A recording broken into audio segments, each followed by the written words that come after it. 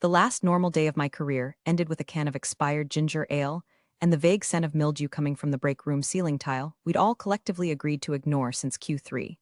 I was finishing up the final reconciliation report, my yearly ritual, when I saw the email subject line that would age me 5 years in 2 seconds flat. Please verify compliance status. Tier 1 vendor agreement Devlin. My name. Not the department, not operations. Just Devlin, which meant they hadn't updated the contract after all. Still tied to me. Still writing my signature like a ghost at the feast. I stared at it, heart slow and heavy, the way you stare at a glass of milk after it's been in the car overnight. But let me back up, just enough for you to hate this with me in the right order. 10 years. That's how long I gave them. I was there before the snacks were gluten-free and the interns had full-sleeve tattoos. I was there when supply chain breakdowns made grown men cry on Zoom, and somehow I found us microcontrollers when the rest of the industry was bartering kidneys for capacitors. I didn't have a flashy title. I had results. Contracts locked in blood. Vendors who answered my calls on Sunday mornings. Hell, I had one guy who named his Labrador after me. Olivia the dog. But around year 8, I started noticing things. Not like alien abduction things. Subtle things. Like how my input on cost savings strategies started getting paraphrased in meetings by some fresh hire with an underbite and a subscription to thought leader podcasts. Or how the CEO, Jeff, began introducing me in meetings as one of our legacy stars. Legacy. You know, like AOL or polio. Brought in a VP of Ops who looked like he shopped exclusively from Instagram ads, flawless skin, no idea where screws came from. He's young, but hungry, Jeff told me over stale shrimp cocktails one Friday. Think of him as your shadow. My shadow? Honey, shadows follow you. This guy was in front of me every damn day trying to teach me how procurement works like I hadn't hand-signed the documentation that kept the factory lights on through COVID. Now, this is usually where I'd tell you how I felt seen or valued in non-traditional ways. Nope, I felt like a can of beans at the back of the shelf. Useful in a crisis. Forgotten otherwise. It's funny, you start picking up the scent of your own replacement like roadkill in July. HR went from polite to slippery. Calendar invites turned into accidental removals. I'd walk past rooms I used to run and hear my own strategies getting regurgitated back in an espresso-stained voice by someone named Trent. So I started preparing. Not out of revenge, not yet, just instinct. I exported copies of contract snapshots. I took notes on vendor history and saved them to a personal encrypted drive. No drama, just insurance, like checking for exits when you walk into a church. And that's when I saw it again. The clause, buried in a supplier agreement I'd negotiated 2 years ago when Jeff, in his infinite laziness, told me to just sign it under your name for now, we'll formalize it later. It was a $675 million contract with our biggest supplier. The onboarding was hell. Legal was understaffed. And I, like the idiot soldier I was, stepped up and personally guaranteed the damn thing to get it done on time. With Jeff's initials. His full support. Verbal promises of you'll be covered. And guess what? Nobody ever updated it. Clause 14, paragraph B. In the event of role separation, the personal guarantor retains discretionary power to continue or terminate the agreement unless formally discharged in writing. It was still active. Still mine. Still humming under the surface like a buried landmine. Now look, before we go any further, if you're one of the many folks listening to this while pretending to check email, just do me one favor. Hit that subscribe button and toss a like. Seriously, it helps more than you know. We're just a small team telling big stories and we don't have a budget for emotional support peacocks or sparkling water with electrolytes. So yeah, click that thing. All right, back to the mess. So there I was, sitting on a silent grenade, wondering if anyone in the shiny new youthful leadership lineup had read any of the contracts before putting on their VR headsets and hosting virtual coffee breaks. I gave it another week, just in case someone figured it out. No one did, and that's when I knew something wicked was coming. Not loud, not dramatic, just inevitable. Because in this place, the most dangerous thing isn't what they say, it's what they forget. The new VP's name was Austin, but I called him PowerPoint in a suit. You know the type? Face like a baby seal, handshake like cold oatmeal, and a vocabulary built entirely out of words like synergy and momentum. He walked in on his first day wearing loafers that cost more than my divorce, introduced himself with a smirk and a 4-minute story about how his MBA thesis went viral on LinkedIn. Then he said, "I'm excited to learn from the veterans before I really start optimizing things." I smiled politely. Internally, I was already mapping his trajectory from eager learner to executive parasite. At first, he just hovered, sat in on my supplier calls, took notes like a courtroom sketch artist, asked questions that had all the nutritional value of cotton candy. Why do we still use net 30 instead of leveraging dynamic discounting? Because, sweetheart, you negotiated locked-in rates through a global pandemic while your generation was still making TikToks about oat milk. That's why, but I didn't say that. I just smiled, nodded, and added his name to the list of people I'd eventually be feeding to the legal department if things went sideways. Meanwhile, whispers began fluttering through the office like fruit flies. Restructuring, leadership refresh, alignment for Q1, HR's new favorite phrase. We're just reviewing roles holistically. Translation, someone's getting axed and it won't be the guy with a crypto podcast. My calendar invites started glitching. Meetings I'd organized were suddenly internal only. Slack channels I created got archived overnight. I'd walk into rooms and feel the temperature drop, not in hostility, but in absence. Absence of eye contact. Absence of acknowledgement, like I was already a ghost and nobody had gotten around to telling me. Then came the HR dodgeball. I requested a meeting with Denise, our HR director, to clarify some language in a vendor renewal. She smiled like a hostage on Zoom and said, "Let's touch base next week once Austin has settled in."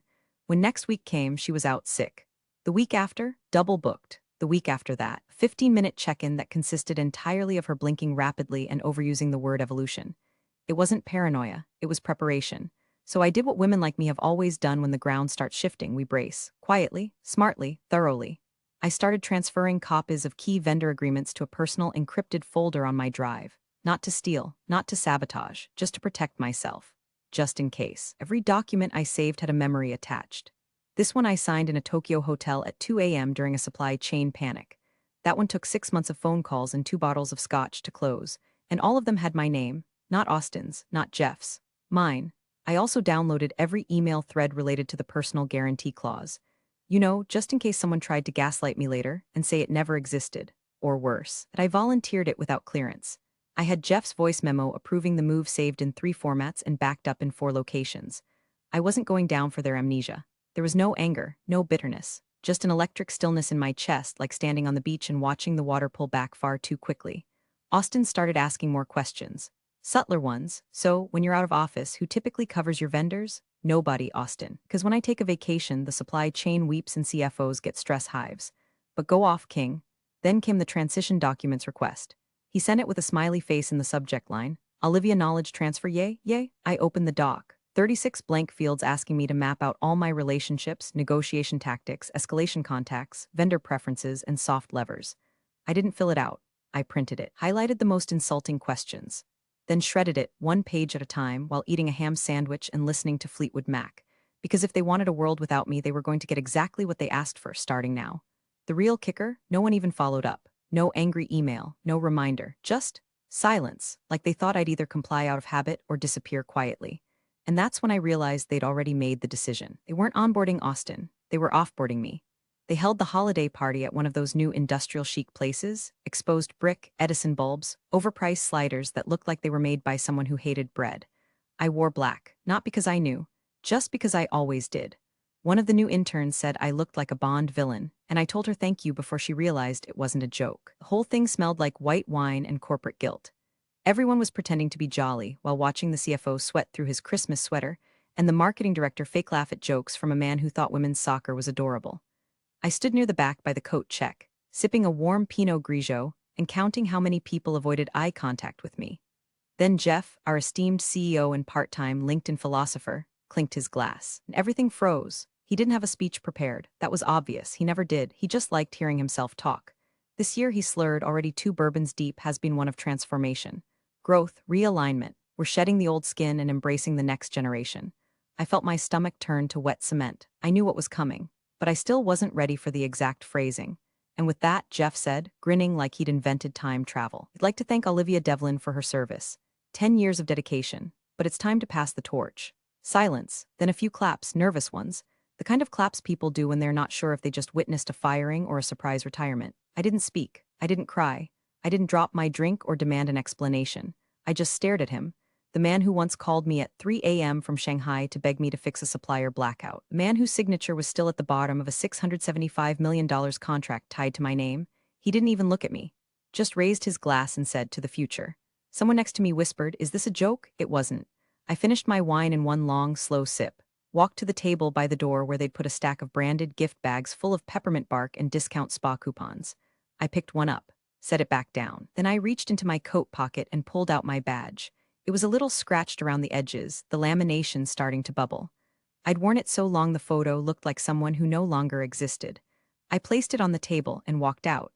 No dramatic exit, no slammed doors, no final words, just the soft clack of my boots on polished concrete and the stunned silence of a room full of people realizing too late they might have just witnessed something irreversible. I drove home in silence. Didn't even turn on the radio. Just sat with the sound of the heater clicking and the distant ring of humiliation clanging in my ears like church bells. No one called that night. No text from HR. No apology from Jeff. No follow-up, no paperwork. No official termination notice. As far as the system was concerned, I still existed. But as far as the company was concerned, I'd been erased. They thought my silence meant surrender. What they didn't realize was that I was just giving them the exact thing they wanted, the future.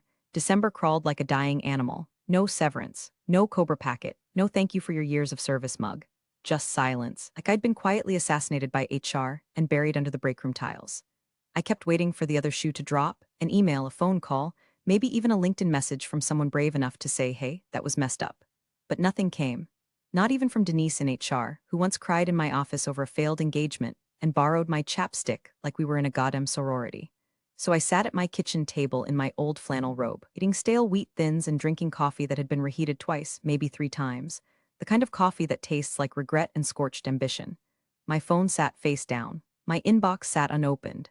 I didn't want to see the auto-replies from people who hadn't even noticed I was gone. The tree was up, barely. A sad fake pine I dragged down from the attic because tradition told me I should. No ornaments, just dust. I stared at it like it owed me answers. Eventually, I did what I always do when the world turns cold. I went to work. Not for them, for me. I opened my old laptop, the one I used when I was still allowed to be someone. Dug through old project folders, vendor records, procurement trackers. It was all there, names, numbers, notes scribbled in margin comments no one else ever read. And then I found it. The contract. Supplier, Veritech Components. Total value $675 million. Personal guarantee, Olivia M. Devlin, Clause 14. Still active, still under my name. I remember the day we signed it. Jeff was in a panic because our legal team was swamped and the onboarding process with Veritech had stalled. Just sign it under your name for now, he said, sipping a smoothie like it was a blood pact. We'll formalize it later. I'll back you up. He never did, but I kept the voice memo. Jeff, somewhere in Cabo or Vegas or whatever hole he liked to crawl into, saying, you're covered. I'll handle it if it ever comes up. I had receipts. And now, 2 years later, the clause was still humming like an unexploded bomb, buried under all their forgetfulness and arrogance. I stared at the screen for a long time. My hands were cold. My wine glass was empty. Somewhere outside, kids were playing in the snow, probably building things that wouldn't collapse under them. I picked up my phone and scrolled through old contacts until I found her, Janice Tran. Senior Account Director, Veritech. We'd worked through supply collapses, shipping delays, vendor disputes. She once overnighted a crate of lithium batteries through a snowstorm just because I asked nicely. I hit call. Olivia, she answered on the second ring, surprise cracking through her voice like glass. Hey Janice, I said, keeping my tone light. Hope I'm not catching you at a bad time. God. No, wait, are you okay? We heard rumors, something about a transition. That's one word for it, I said, trying not to sound like I was unraveling in a bathrobe. Listen, I'm reviewing old paperwork and I wanted to confirm something. The compliance memo, Q1 renewal, did they follow up after? The shift, silence on her end. Janice, she sighed, no, we flagged it. Send a nudge to the new VP, Austin something. No reply. We assumed you were still on it. Nothing's been updated in the system. Still has your name as guarantor. I closed my eyes, let the silence thicken, and if compliance isn't renewed by January 1st, I asked. We're authorized to trigger the clause, terminate or transfer. It's in your name, Olivia. You can still pull it or keep it. I opened my eyes. The world looked a little different now. Sharper, colder, clearer. Thanks, Janice, I said. You okay? She asked again, voice softer now. No, I said. But I'm working on it. When I hung up, I stared at the contract again. At the line with my name, the date, the clause, they forgot I signed it. They forgot who held the pen. But I didn't. I registered the LLC on a Wednesday. Snow fell in sloppy wet chunks outside my window as I typed out the name, M. Devlin Strategic Advisory. Not Olivia. Not tied to my old identity. Just the maiden name they never bothered to learn. Stitched neatly into a shell company they wouldn't see coming until it was too damn late. I used a private mailbox in a nearby town and a quiet, no-frills law firm that specialized in keeping things invisible. No LinkedIn announcements. No press release. Just a clean digital footprint and an EIN linked to a fresh bank account I hadn't touched since my mother passed. Setting up the consultancy felt less like starting a business and more like building a bunker. Every decision was quiet, measured, cold. I didn't feel victorious. I felt surgical, like I was sawing away the last dead limb of loyalty still clinging to my ribcage. By the end of the day, I had a logo, a website with exactly one page for strategic inquiries, contact directly, and a direct line set up on a burner phone. It buzzed once before midnight. It was Janice. We're fed up, she said without any preamble. No compliance check-ins. No QBR follow-ups. Your replacements don't answer their phones. One of them asked if our invoice had a QR code for Venmo. I laughed, not because it was funny, but because the alternative was screaming into the sink. Would you be open to a short-term compliance retainer? She continued. Just through Q1, keep things from imploding. Unofficially, what name would it be under? I asked. She paused, then said, Devlin Advisory. You're listed as the guarantor anyway. Might as well make it official. I said yes. She sent a preliminary engagement letter by midnight, and just like that, the fuse was lit. I didn't sleep that night, not because I was anxious, because I was ready. While the rest of the city shoved cinnamon into overpriced cocktails and pretended New Year's was a fresh start, I was in my apartment reviewing the clause one more time. January 1st was the final date for compliance renewal. I knew it wouldn't come. Austin probably didn't even know the login credentials to the supplier portal. And Jeff? He was likely on a yacht somewhere with a woman who called him babe and thought procurement was a hair removal treatment. They weren't just arrogant, they were inattentive. And in business, that's how empires fall, not with a scandal, but with a shrug. I made no calls, sent no warnings. They wanted me gone. They made it loud and clear, so I gave them exactly what they asked for: nothing. No heads up, no final courtesy email, no just-in-case reminder. They stripped me of dignity in front of the company Christmas tree, surrounded by half-eaten canapes and bourbon breath. I wasn't giving them anything they didn't earn. I used the week between Christmas and New Year's to prepare the internal documentation for the supplier transfer. In case things triggered as expected, I wanted my side clean. The consulting contract included a clause allowing for non-compete bypass due to my unique compliance history with the client. All perfectly legal, all perfectly dry. Austin sent out a company-wide Slack message on December 29th bragging about how he'd automated end-of-year vendor touchpoints using a CRM plugin. Janice forwarded it to me with one line: he thinks software replaces relationships. I didn't reply. I just filed it under exhibits for later and added a post-it to my wall. No mercy. No second chances. New Year's Eve came. I stayed in. No resolutions. No champagne. Just chamomile tea and a single printed copy of the Veritech contract on my dining room table, weighed down by a small ceramic elephant my sister gave me years ago for luck. At midnight, fireworks went off outside. The sky lit up in bursts of pink and silver while some neighbor screamed lyrics to a song no one had liked since 2011. And I sat there, eyes on the date in the corner of my screen. January 1st. No compliance renewal. No update in the portal. No formal discharge of my personal guarantee, which meant in 24 hours they'd be in breach. I didn't toast. I didn't smile. I just stared at the screen and whispered, let it burn. January 2nd started like any other Tuesday: gray sky, old radiator ticking like a metronome of petty vengeance, and the neighbor's cat screaming at a squirrel. I brewed my coffee slowly, letting the silence thicken around me. My laptop sat unopened on the kitchen table, the Veritech portal minimized but logged in, blinking softly in the corner of my screen like a secret only I remembered. At 9:02 a.m., the first email came through. Subject: Notice of Clause Invocation Devlin Guarantor. Active, no frills, no drama. Just a PDF attached with the kind of bone-dry legal precision that says, this is not a drill. Veritech had officially pulled the ripcord. Due to noncompliance with Q1 terms, the personal guarantee clause had been triggered. The $675 million contract was now in temporary freeze status. Inventory held, shipments paused. Payment schedules suspended pending reassignment or resolution with the original guarantor, me. Within minutes, a storm began to unfold from somewhere deep inside their shiny headquarters. Though I wasn't there to see it, I imagined it perfectly. Jeff walking in late from his Vision Reset weekend, still wearing sunglasses indoors. Austin humming some motivational podcast jingle under his breath. Then someone in operations, probably poor Carla, opening the supplier portal and seeing the word frozen blinking next to every order number. I pictured the silence hitting like a bomb. Then the scramble, phones ringing, Slack exploding, legal wheeled in like a trauma team. Jeff barking, who signed this? Austin trying to deflect with, I thought Olivia was taken off the account. Wasn't that finalized? And then legal, disheveled, annoyed, underpaid, pulling up the contract. Scrolling, pausing, going pale. Clause 14. They'd say, voice flattening, still under Olivia Devlin. No discharge filed. Can we override it? Jeff would ask. No, not unless she transfers it or kills it. And that's when the real panic would start. Frozen inventory meant missed production deadlines. Missed deadlines meant penalty clauses. Penalties meant a chain reaction through every department from logistics to finance to investor relations. And all of it, every frozen pallet, every stalled container, every single day of silence was their own fault. Because they forgot the one thing that still mattered, me. I didn't answer the phone that day. Let every call ring through. Didn't open the company group chat I'd been forcibly removed from 2 weeks prior. Didn't respond to Denise's quick favor, can you clarify something urgent? Email that sounded like she'd typed it while crying into a lean cuisine.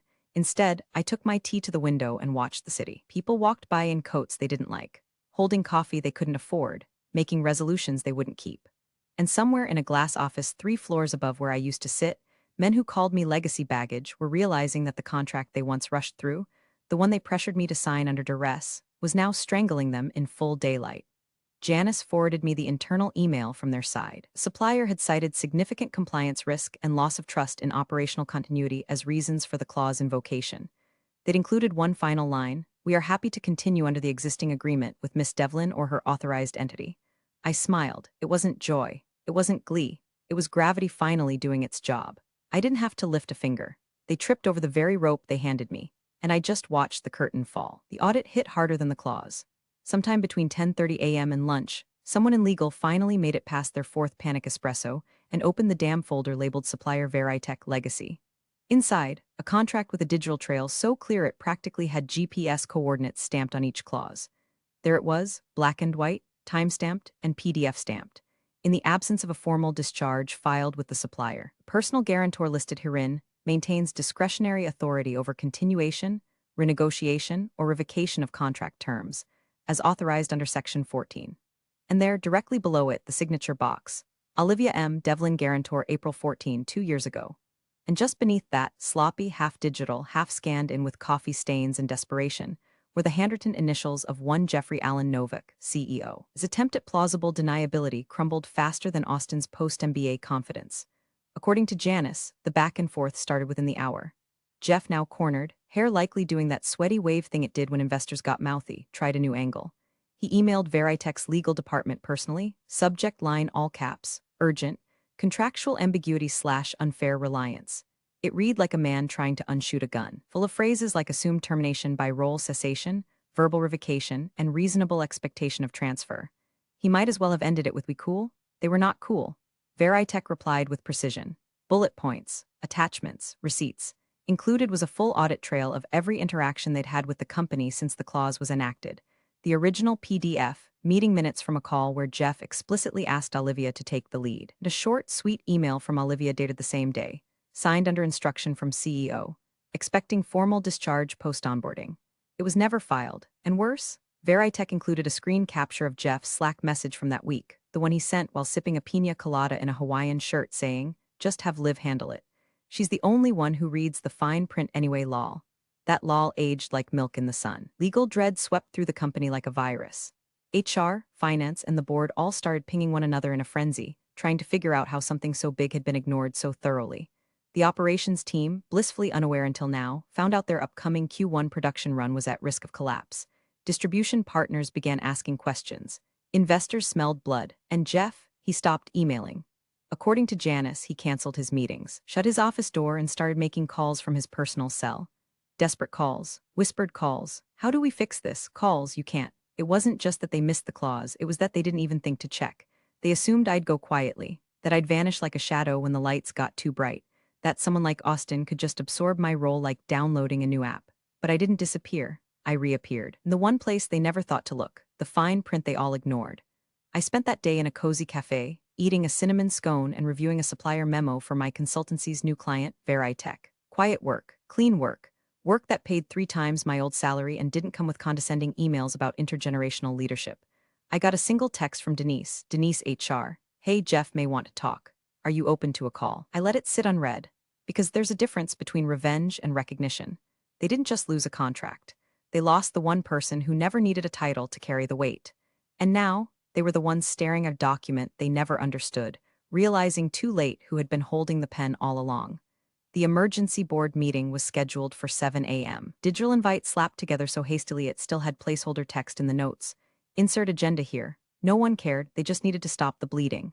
I wasn't there, obviously, but I heard things. Janice called me that afternoon, voice wrapped in equal parts awe and morbid curiosity.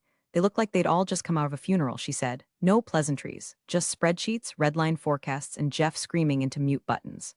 Apparently, the CFO was the first to break. After Veritech sent their final notice, clean, bullet-pointed, and merciless, he stood, adjusted his tie, and walked out without saying a word. No argument, no apology. Just one look at the projected losses from a frozen $675 million pipeline and the realization that he was about to be crucified for someone else's arrogance. Then came the investors. 3 major ones dialed in from Dubai, New York, and God knows where else.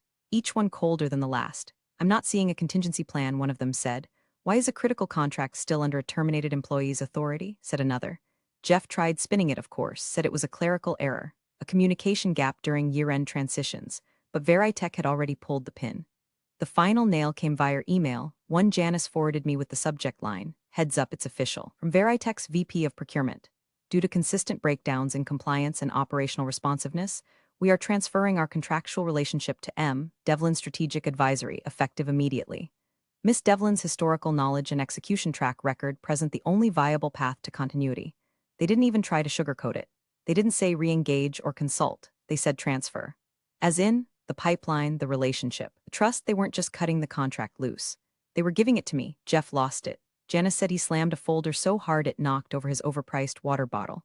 Started yelling about NDAs and non-competes and her loyalty to this company. The irony was so thick I could taste it through the phone.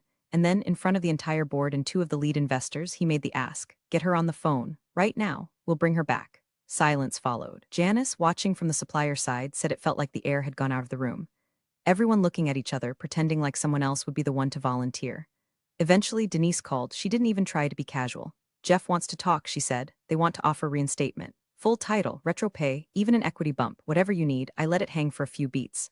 Then I answered the only way that felt right. No, a pause, I mean. Maybe just hear him out, she tried, voice small now. You could come in as a consultant, shape the new team. There's a lot of potential, Denise, I said, calm as ever. They fired me over sliders and warm champagne. They made a public spectacle out of discarding me. And now that their ship's on fire, they want me to patch the hull? No, I don't fix things for free, not anymore. Silence again. This time, the kind that understood it had been earned. Back at HQ, Jeff reportedly sat down hard in his leather chair, let out a long breath, and muttered, "She's really not coming back, is she?" No one answered. I was already in my new office, modest, clean window facing the river, reviewing updated Q1 schedules and onboarding 2 new junior analysts who actually read contracts before signing them. The old company? Still bleeding. Still scrambling, still pretending that the youthful vision plan wasn't just a fever dream with a LinkedIn filter slapped on top. But me, I was calm, focused, and most importantly, completely out of reach. They'd burned the bridge, but I'd paved my own road. The final call wasn't scheduled. It just happened, a collision of desperation and formality stitched together in real time. Jeff didn't even bother dressing for it. Janice told me later he looked like a high school principal caught in a lie, collar crooked, eyes darting, hands gripping a stress ball that was definitely losing the battle. The rep from Veritech, an old contact named Gerard, opened the call without pleasantries. He didn't blink. He didn't smile. Just opened a hard copy of the contract and began to read. In the event of role separation, he said, voice steady, the personal guarantor retains power of continuation or revocation unless formally discharged in writing. He paused, looked directly into the camera. Behind him, a digital document pulsed on screen, Olivia M. Devlin's signature circled in red. Do you have a discharge form on file? He asked. No one spoke, not Jeff, not Denise, not the general counsel whose job it had been to file that paperwork. Just the sound of someone breathing heavily into their mic and a distant keyboard clicking as someone pretended to search for a document they knew damn well didn't exist. Legal? Gerard asked. The company's head of compliance, brought in 6 months ago to modernize the framework, cleared her throat. We do not appear to have a formal discharge in the system, she said, words landing like bricks. There is no filed release. Silence fell, kind of silence that eats through glass walls and buzzword-laden visions of the future. The kind that lives at the center of every boardroom horror story. It was the moment the team finally understood, not theoretically, not emotionally, but financially, that they had given a live grenade to a woman they'd tossed out with the catering trays. Gerard nodded once. Understood. Then the contract is legally binding with M. Devlin Strategic Advisory, effective immediately. Jeff blinked, but his mouth closed it. No one else spoke. Across town, in a warm office with glass doors and matte black fixtures, I was reviewing the new supplier ledger. The Veritech account was no longer marked with my name in the former signatory column. It was under my firm. Line by line, entry by entry, the numbers built like a symphony. $675 million, now routed through an LLC they never saw coming. One that bore no trace of Jeff's ego, Austin's incompetence, or Denise's silence. Just me, my name, my terms. I sipped my tea chamomile with a hint of lemon. My new assistant, Carrie, poked her head in. They confirmed payment terms for Q1, she said. Want me to send the first invoice? I looked up, smiled, said one word. Invoice them, and that was that. No court battle, no screaming match, no LinkedIn manifesto about empowerment or rebirth.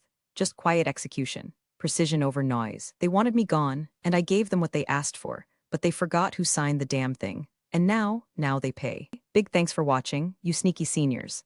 Subscribe to keep the coffee pot brewing revenge. Your ex-colleagues won't know what hit 'em.